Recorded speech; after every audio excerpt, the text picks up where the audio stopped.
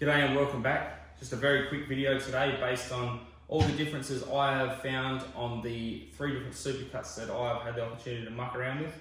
Now, for most of you blokes, this probably isn't of any value to you because you probably know a whole lot more than what I'm about to say. In saying that, if you do have something to share and add, put it down in the comments because this is sort of aimed at the newcomers and whatnot, and hopefully it'll add some value for their future projects and whatnot. Hopefully help them source parts and yeah, let's go have a look.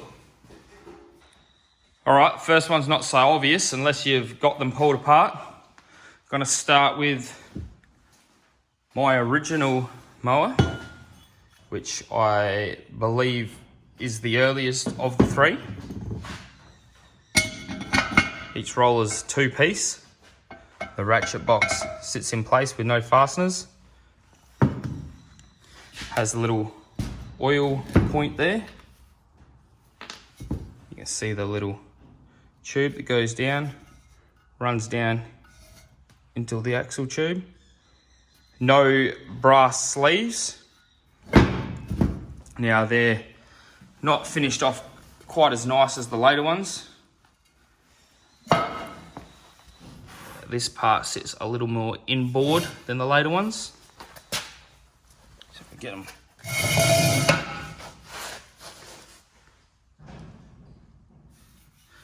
These ones are finished off a little bit nicer. Obviously that's a little bit of an imperfection there.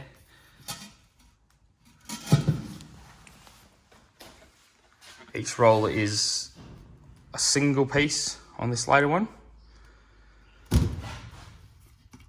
Has the brass sleeves, but still has the oil port.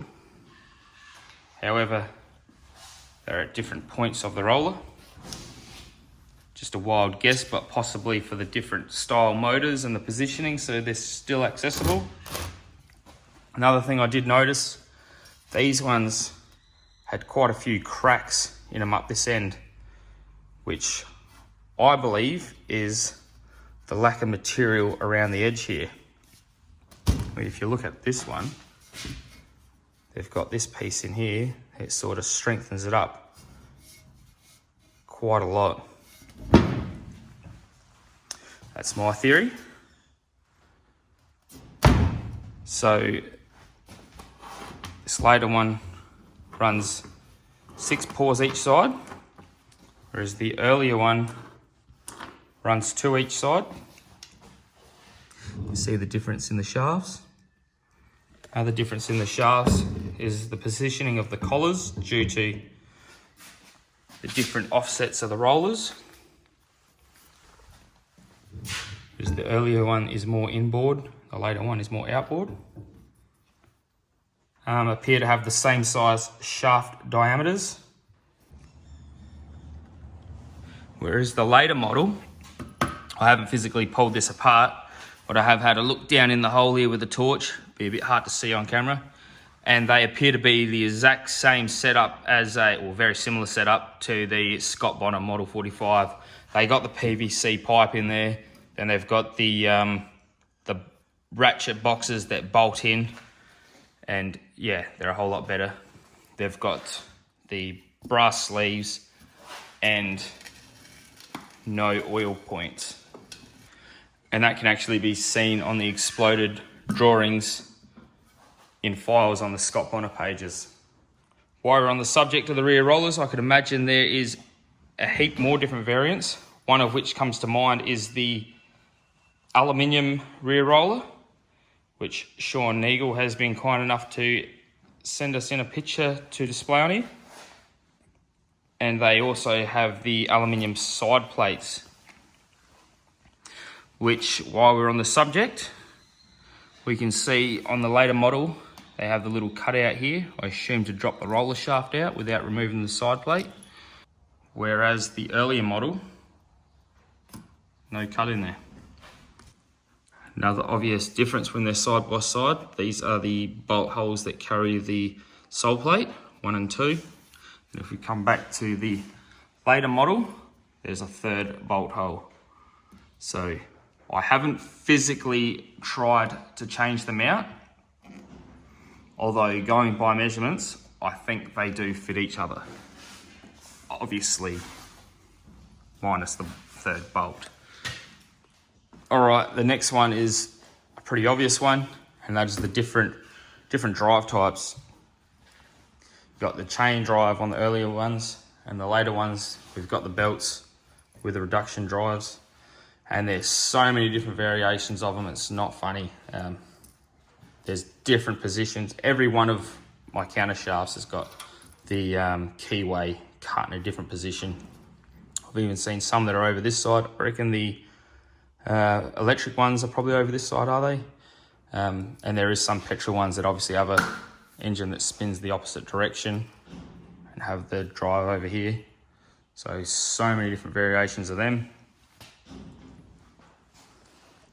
And obviously on the belt driven model, you've got the belt guard, whereas the early ones just had a little chain guard around here. I don't know what the idea of it really was. Wouldn't stop a kid from putting their fingers in there or anything, that's for sure. Something very small but not so obvious. This one runs a bolt to hold the inner of the clutch fastened to the shaft.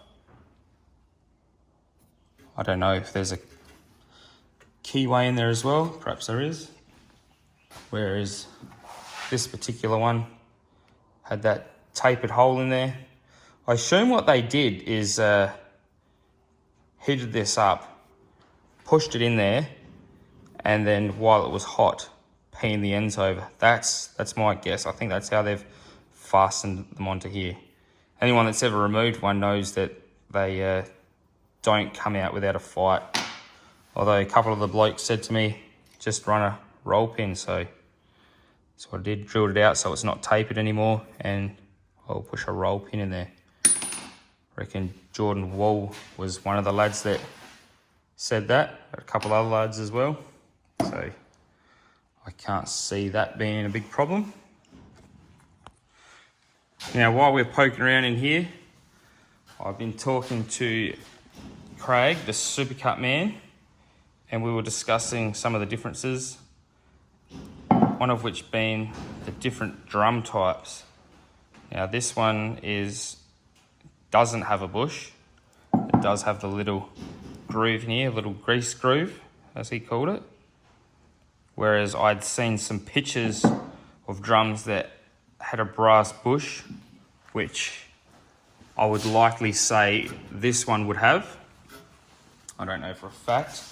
And he went on to saying that he's seen them without the grease groove, and he's seen them in aluminium and a few other things, which I thought was very interesting. Right, now the obvious one is the different deflectors. Now on the earlier ones, they're a fixed deflector. Obviously this carries the catcher. The deflector bolts straight on. No room for adjustment. This has been bent at a right angle, whereas if you go to the later one, it's been bent and returned back onto itself. And then it's got this crazy apparatus in here to adjust the height, whereas the deflector on here finishes right here. This one you can move in and out. And it's got these little wings on it as well. So quite a bit different there.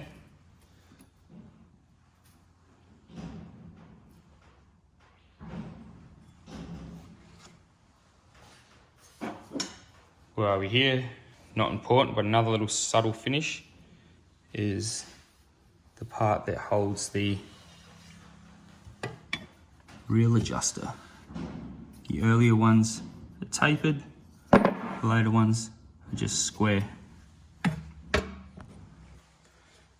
Now the obvious thing is the front roller scraper. Now on the later one, it's on the front roller, whereas the earlier ones bolt to the back.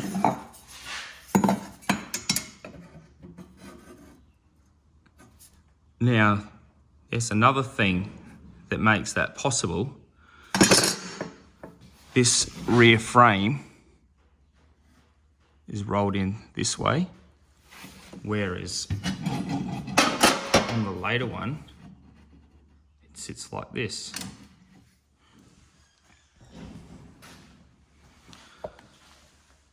So not only would a rear scraper not work on there, because obviously it won't touch the rear roller, but there's a lot more room in there. You know, I don't know if that would be a better scenario for someone that was getting vulcanized rear rollers. Whereas maybe on the earlier one, you might run out of room to fit it. I don't know, I'd still have to have a play around with that, because I dare say that would come a lot closer to the rear rollers. And in saying that, there's probably no reason that you couldn't make the adjustment if it didn't fit that way and you really wanted to run them. So yeah, bit of food for thought, something I'll come across. Slight difference in the engine plate here. There's a few variants of them, but just these two. You've got the little cuts out here. It's a little bit taller. This one's quite a little bit lower without the little shape in there. Not important, but very interesting in my opinion. Alrighty, the catches. I don't think that one catches too much anymore. Anyhow, this is my original one. Very worn. You see here, this is where it sits on the frame. A lot of the frames wear down because of that there piece. This is the later one.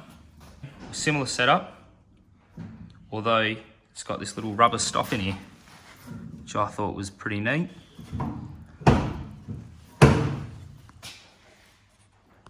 Sorry, it was a quick video. It's about all I had time for today. Hopefully it provided some value to someone out there. Again, if there's someone out there more educated on the matter, please feel free to drop some comments down the bottom. Hopefully it helps someone out. And yeah, next week's video is more than likely going to be on the reno of my front and back yard, the couch. So looking forward to that.